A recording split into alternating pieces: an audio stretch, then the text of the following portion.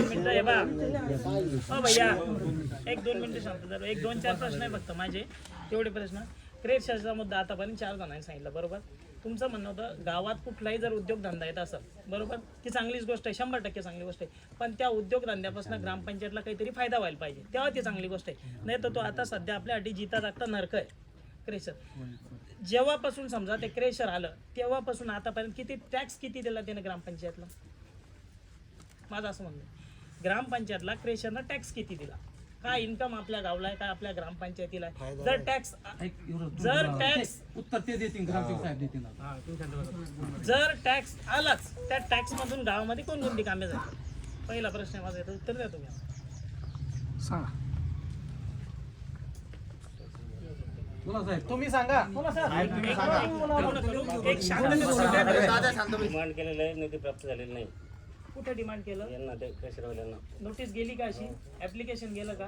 कधी C sir गोष्ट तुम्हाला मागेच आपलं 2 महिने 4 महिने 4 महिन्यापूर्वी, हा? कारण मार्च एंडला बंद करणं. म्हणजे उद्या जर मी जर मागायचं ठरवलं तर भेटतील आम्हाला गोष्टी? पण ते उद्या जर मी अप्लाय केलं, मला जर अप्लाय, मला भेटतील का? ही गोष्ट भेटेल का? त्यांना दिली ना आपण. नाही, तुम्ही दिला, तुमच्याकडे रिसिव्ड असेल ना त्याची, तुमच्याकडे रिसिव्ड असेल ना, म्हणजे रिसिव्ड भेटेल, याचा अर्थ ग्रामपंचायतला तो निधी भेटणारच आहे. दुमत नाही या गोष्टीत काही, 100% येणार आहे ना. प्रश्न क्रमांक 2 आहे माझा, आपल्या गावामध्ये पाणी पुरवठा सुरळीत होतो, त्याबद्दल काहीच अडचण नाही. क्लोरीन पावडरचा वापर त्या पाण्यामध्ये केला जातो डिसइन्फेक्शन म्हणून.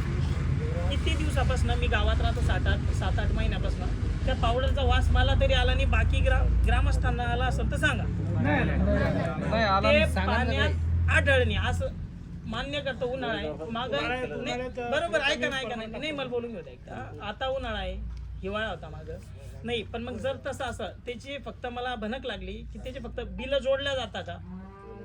जर वापर होत नसेल त्याची बिल जोडला जातात त्या? नाही, विचार नाही माझा फक्त. जर क्लोरीन पावडर जर का पाण्यात सोडता येत नसेल तर त्याचे बिलही जोडला जातं का तिथं? वॉटरचा वापर होतो ना.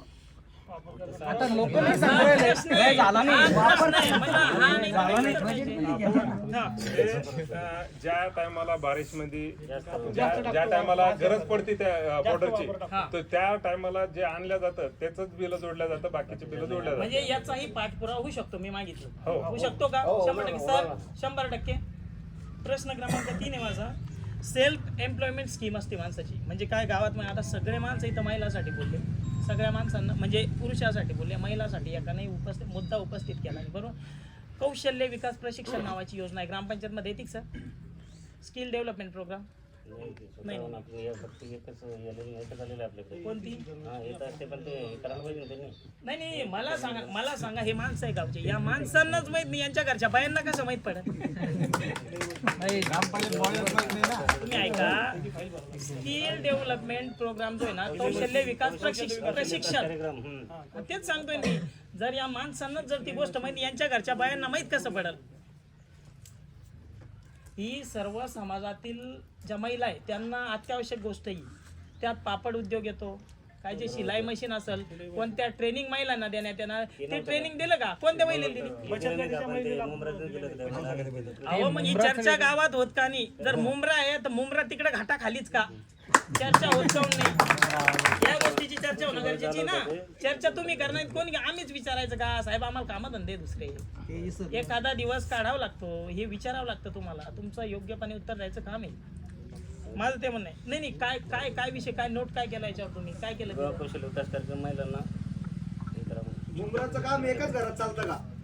मुंब्राचं काम एकच घरात चालतं का? उत्तर द्या तुम्ही.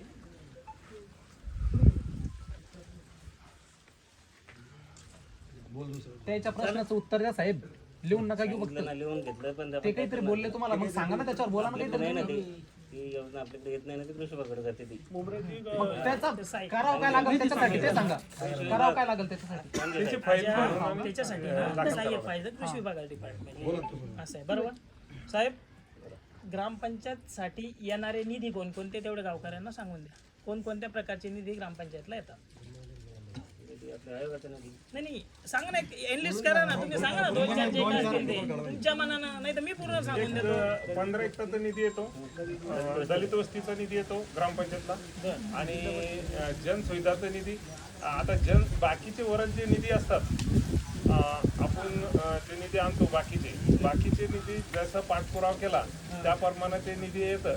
पण आपल्याकडे 15 एकरचा निधी येतो आणि बाकीचे निधीचं जितकं ग्रामपंचायत पाठपुरावा करेल तितके निधी ग्रामपंचायतला भेटत राहतो.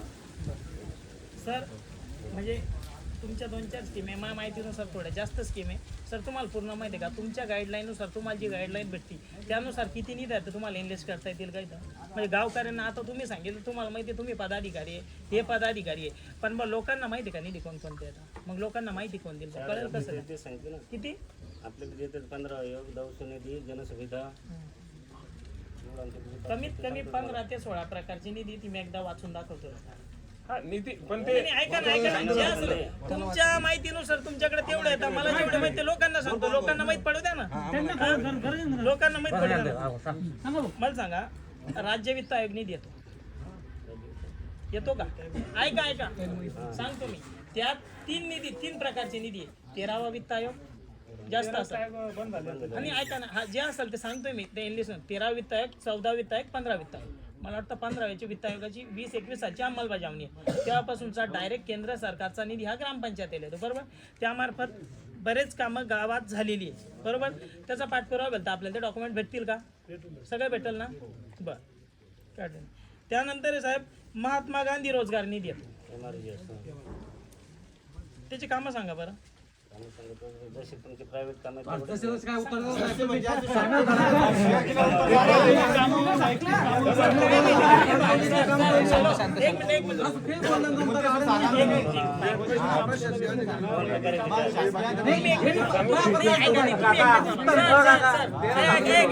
एक मिनिट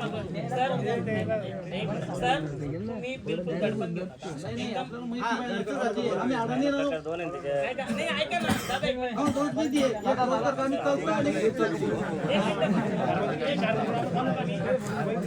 हो दादा, तुम्ही शांत राहा.